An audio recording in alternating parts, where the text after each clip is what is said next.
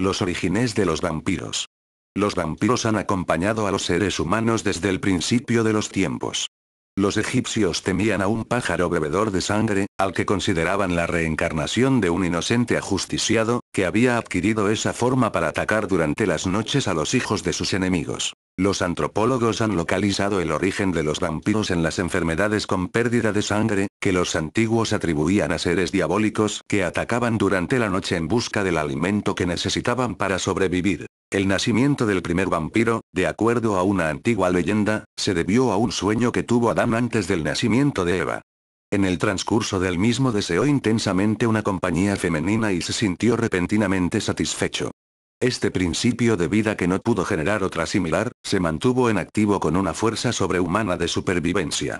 En el momento que este germen de desesperación encontró un cadáver, surgió el primer vampiro. Una acertada definición. La acertada definición que redactó Collin de Planck en su Diccionario Infernal, publicado en 1803, dice: se da el nombre de upires o vampiros en Occidente, de brucolacos en Medio Oriente, y de catacanes en Ceilán, a los hombres muertos y sepultados desde hace muchos días que regresan hablando, caminando, infectando los pueblos, maltratando a los hombres y a los animales y, sobre todo, sorbiendo su sangre, debilitándolos y causándoles la muerte. Nadie puede librarse de su peligrosa visita si no es exhumándolos, cortándoles la cabeza y arrancándoles y quemándoles el corazón. Aquellos que mueren por causa del vampiro, se convierten a su vez en vampiros. Singularmente, en la zona de los Pirineos se daba el nombre de brucolacos a los ahorcados injustamente, que abandonaban sus tumbas durante las noches para chupar la sangre a sus verdugos, sin detener este ataque hasta que les habían arrebatado la vida. En el Rapagán Cadio es el primero en anticipar la figura clásica del vampiro literario. En la tablilla de la diosa Ishtar Descenso al País Inmutable ya se condensa por completo la esencia de estas diabólicas criaturas. Los vampiros en Grecia eran llamados Vaimones Prostoxivi. Y en la Edad Media nacieron los Lutins de los normandos y los Boukodlaks de los eslavos.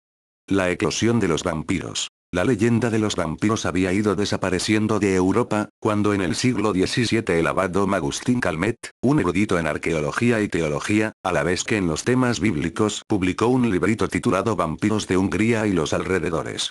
Como se cuidó de incluir testimonios médicos sobre el desenterramiento de infinidad de cadáveres incorruptos en los países que formaban la región de Transilvania, creyó estar ante unos evidentes casos de vampiros. Durante el presente siglo, un nuevo panorama se ofrece ante nuestros ojos en Hungría, Moravia, Silesia y Polonia. Es un fenómeno que viene produciéndose desde hace unos 60 años. Cuentan las gentes, que han visto a muertos, que llevaban varios meses enterrados, volver, hablar, caminar e infestar pueblos enteros, maltratando a los hombres y animales, chupando la sangre de los inocentes, a los que enferman y, por último, los llevan a la muerte. De esta desgracia nadie se salva, porque es imposible evitar las visitas de tales enemigos. El remedio parece ser desenterrar a estos muertos, cortarles la cabeza, arrancarles el corazón o quemarles. Se confiere a estos resucitados el nombre de upiros o vampiros, que es como tacharlos de sanguijuelas. De ellos se describen tantas particularidades, todas ellas detalladas y revestidas de hechos tan evidentes, y de informaciones jurídicas, que uno debe creer a los habitantes de estos países cuando afirman que los resucitados salen de sus tumbas para causar tanto daño. Ciertos sectores de la Iglesia, unidos a unos editores avispados, convirtieron la obra de Calmet en una lectura obligada dentro de toda Europa.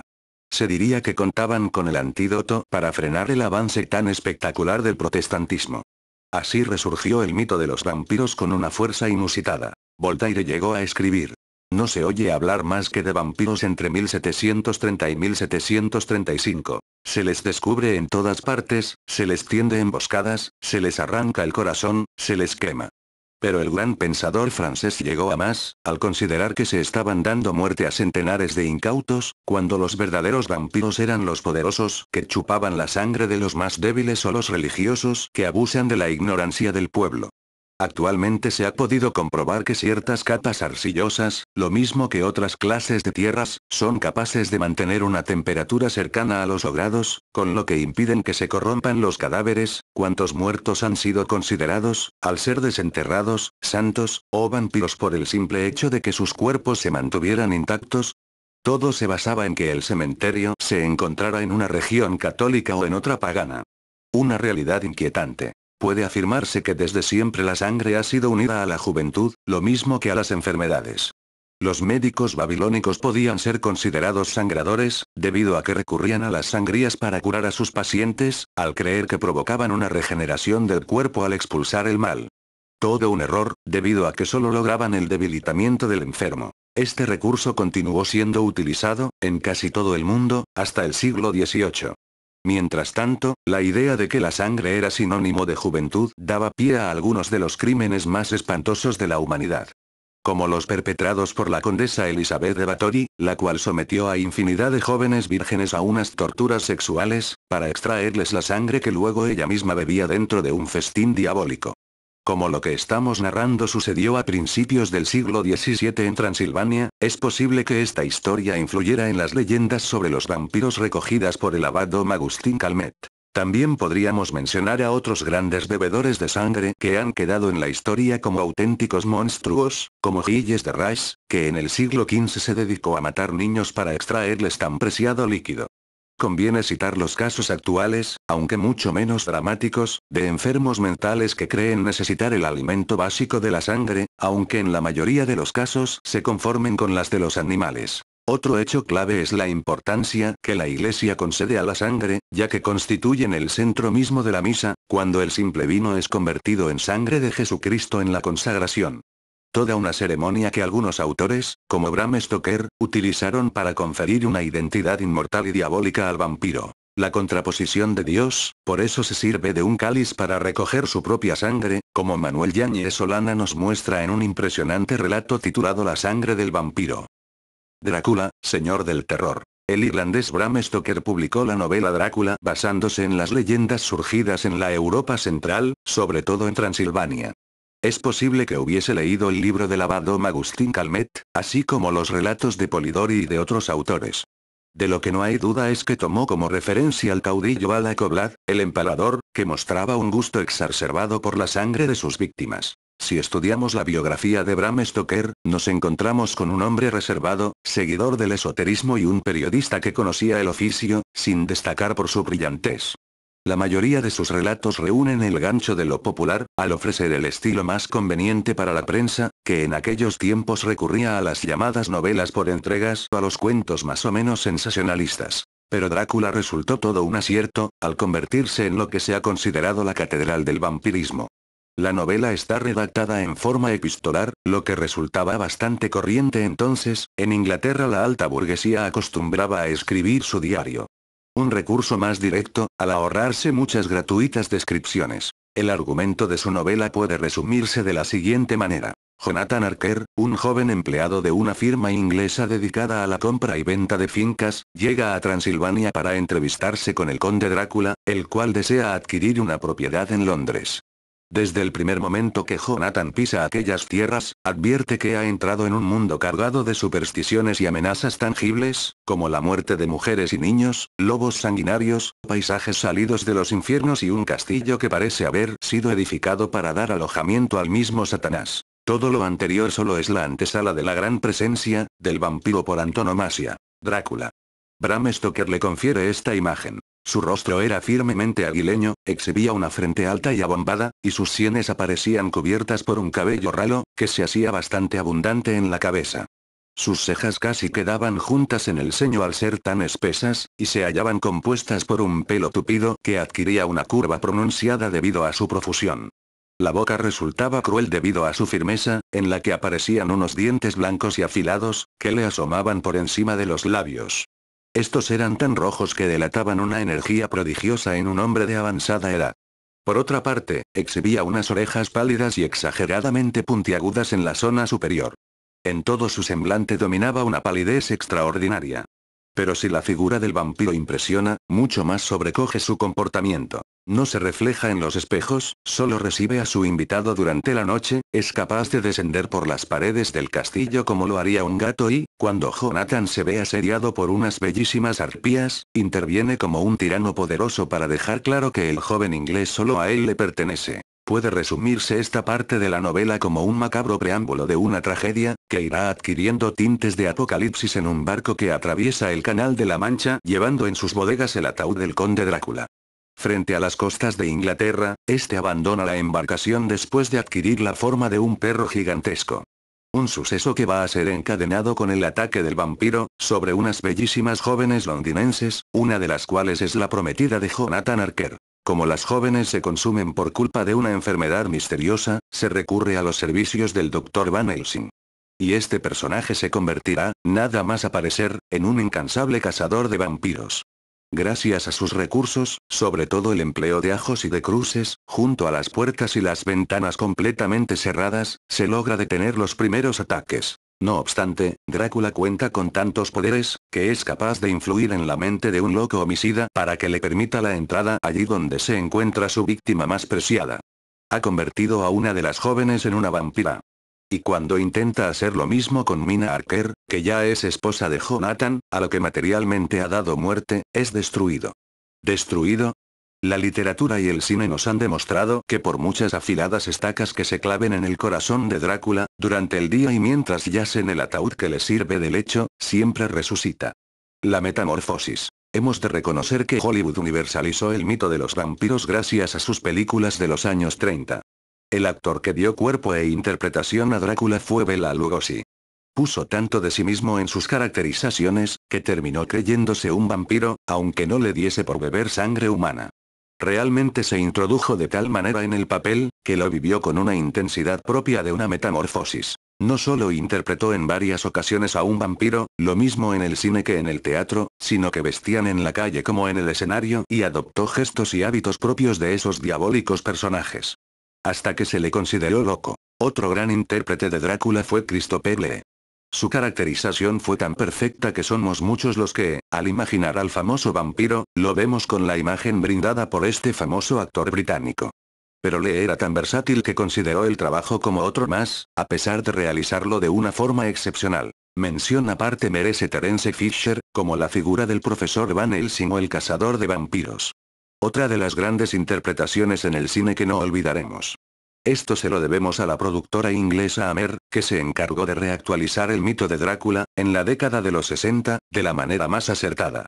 Un vampiro real muy reciente. El 2 de julio de 1931, en el patio de la prisión de Klingelputz, en Polonia, era llevado al patíbulo Peter Kuten, el cual ha quedado registrado en la historia de la criminología como el vampiro de Düsseldorf. Los jueces le probaron 9 asesinatos, aunque quedó la sospecha de que cometió muchos más.